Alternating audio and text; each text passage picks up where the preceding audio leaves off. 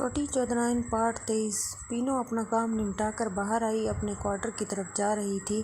اس کی نظر رافیل پر پڑی تو اس کے پاس آئی اور بیٹھ گئی۔ پینو، کیا سوچ رہے ہو؟ رافیل: پینو بھرجائی میں اس گھر میں آ کر پریشان ہو گیا ہوں، پتہ نہیں یہاں ہو کیا رہا ہے۔ پینو حیران ہوتے ہوئے: کیا مطلب، کس بات پر پریشان ہو تم؟ رافیل گم و گو میں تھا کہ رات والی بات پینو کو بتائے یا نہیں۔ پھر اس کے ذہن میں آیا کہ اس کو بتا دینے سے کچھ نہیں ہوگا۔ پینو: کیا ہوا بتاؤ بھی، کس بات پر پریشان ہو؟ رافیل: بات یہ ہے کہ یہاں آیا تو پہلے دن ہی چودھری نہال اور مہرو بیگم صاحبہ کو کرتے ہوئے دیکھ لیا، پھر آپ کو نہال کے ساتھ دیکھ لیا اور اب رات کو۔ یہ کہہ کے سوچنے لگا کہ بات کیسے سناؤں۔ پینو: ہاں، رات کو کیا ہوا، اب کیا دیکھا ہے؟ رافیل بولا: دیکھا کم، سنا زیادہ ہے۔ پینو حیرانگی سے: کیا مطلب، کیا سنا ہے؟ رافیل نے رات کو مینا بیگم کے کمرے میں چودھری ریاست کا جانا، ان کی سسکیاں، آوازیں، سب تفصیل سے بتایا اور ساتھ میں یہ بھی بتایا کہ یہ ساری کہانی کدھر سے شروع ہوئی ہے اور بیچ میں کیا باتیں کی انہوں نے آپس میں۔ پینو کا تو حیرت سے منہ کھلا کا کھلا رہ گیا۔ پینو حیرت زدہ لہجے میں بولی: یہ بڑے لوگ کتنے کمینے ہوتے ہیں، آج تک کسی کو کانوں کان خبر نہیں ہونے دی اور تم نے آتے ہی اتنے سارے راز جان لیے۔ تم چیز کیا ہو؟ رافیل ہنستے ہوئے: میں جان بوجھ کر تھوڑی کرتا ہوں، بس خود بخود کوئی نہ کوئی موقع ہاتھ آ جاتا ہے۔ پینو: اچھا، تم نے ان کو کرتے ہوئے دیکھا بھی ہے؟ رافیل نے کہا: نہیں، بس چودھری صاحب کو اندر آتے جاتے ہوئے دیکھا ہے، باقی ان کی باتیں ساری سنی ہیں۔ آج بھی مینا بیگم صاحبہ اور چودھری صاحب کسی فارم ہاؤس کی بات کر رہے تھے، وہاں ملنا ہے، آج کا دن اور رات وہیں گزاریں گے۔ دونوں نے پروگرام سیٹ کیا ہے۔ پینو حیران ہوتے ہوئے: اچھا، یہ بھی سنا ہے تم نے؟ رافیل نے سر ہلا کر کہا: ہاں۔ اسی اثناء میں مہرو بیگم کی چھوٹی بہن سروش انتہائی ڈھیلے ڈھالے لباس میں لان میں آ گئی اور ٹھنڈی ٹھنڈی گھاس پر جوتا اتار کر چلنے لگ گئی۔ چلتے چلتے ان دونوں کے پاس آ گئی۔ سروش نے کہا: پینو، مجھے چائے بنا کر دو۔ پینو نے کہا: ابھی لائی بی بی جی، آپ نے یہیں پینی ہے چائے یا روم میں آ کر پیے گی؟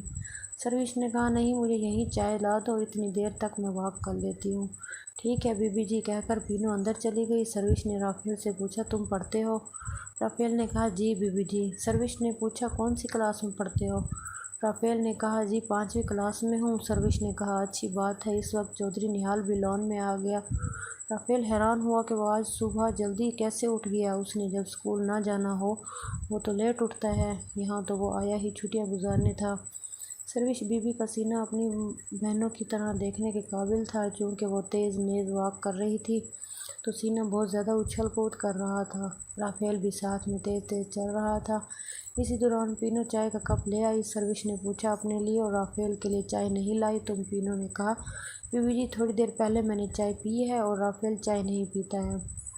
سروش نے بینچ پر بیٹھ کر رافیل ان کے پاس کھڑا رہا اور پینو اپنے کوارٹر پر چلی گئی۔ سروش چائے پینے لگ گئی، حالانکہ وہ لان میں پڑے ہوئے ٹیبل اور چیئرز پر بیٹھ کر چائے پی سکتی تھی، مگر وہ وہیں ہی بیٹھی رہی۔ پھر مہرو بیگم اٹھ کر باہر آ گئی، ان کی ماں بھی وہیں آ گئی، مینا بیگم کے بارے میں باتیں کر رہی تھیں، لیکن رافیل لاتعلق ہو کر کھڑا رہا۔ سب اندر چلے گئے۔ رافیل کو اپنی ماں اور سروش کے ساتھ گاڑی ڈرائیور کے ہمراہ بھیج دیا کہ مما اور سروش نے کچھ شاپنگ کرنی، تم ساتھ چلے جاؤ، سامان اٹھانے میں آسانی ہوگی۔ رافیل ان کے ساتھ ان کی گاڑی میں بیٹھ کر مارکیٹ آ گیا۔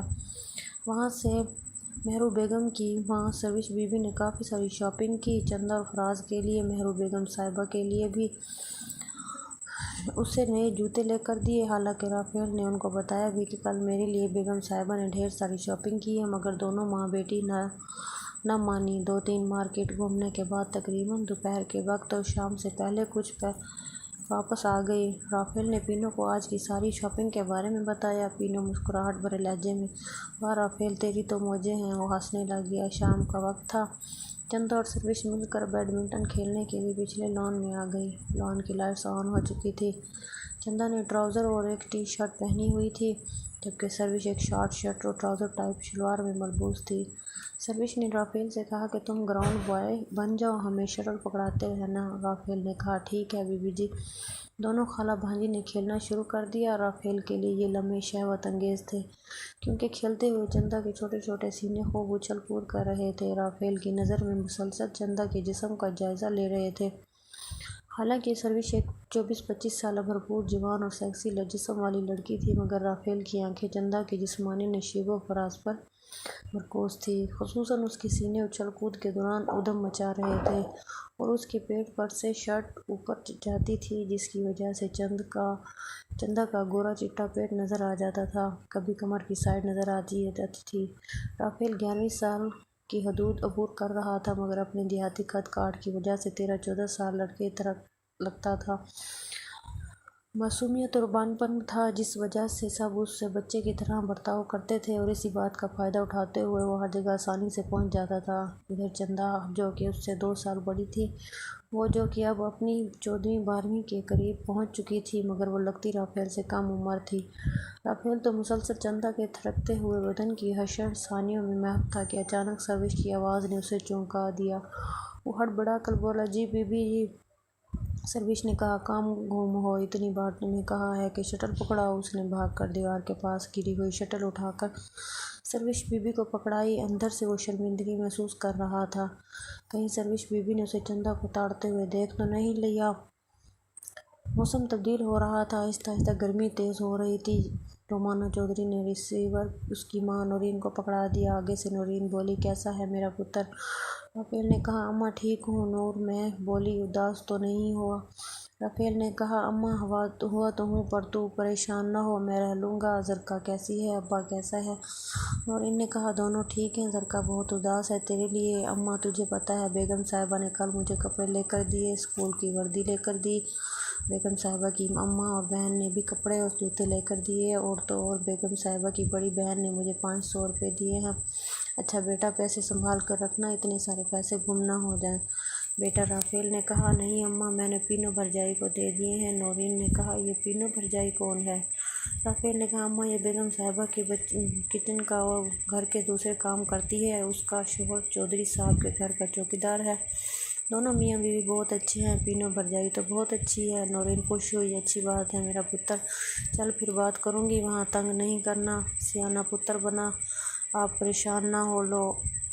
نورین نے اچھا پتر بند کرتی ہوں، کافی کام کرنے ہیں۔ ریسیور کیڈر پر رکھ دیا۔ رافیل کچھ دیر وہیں کھڑا رہا، پھر پینو نے آواز دی تو وہ کچن میں آ گیا۔ اس نے پوچھا، کس کا فون تھا؟ رافیل نے کہا، اماں کا فون تھا۔ پینو نے پوچھا، اداس ہوگی وہ؟ رافیل نے کہا، ہاں ہوگی شاید۔ پینو نے کہا، اچھا آجا کھانا کھائیں۔ ٹیبل پر دونوں نے مل کر کھانا لگا دیا۔ پینو نے بیگم صاحبہ کو بتایا کہ کھانا لگ گیا ہے، سبھی ٹیبل پر اکٹھے آ گئے۔ چندہ اس وقت نہائی ہوئی لگ رہی تھی، کپڑے تبدیل کیے ہوئے تھے، سروش بی بی نے بھی نہا کر کپڑے بدلے ہوئے تھے۔ سب نے کھانا کھایا، ٹی وی چلا کر بیٹھ گئے۔ رافیل پینو کے پاس کچن میں آ کر کھانا کھایا اور پھر اپنے کمرے میں آ گیا۔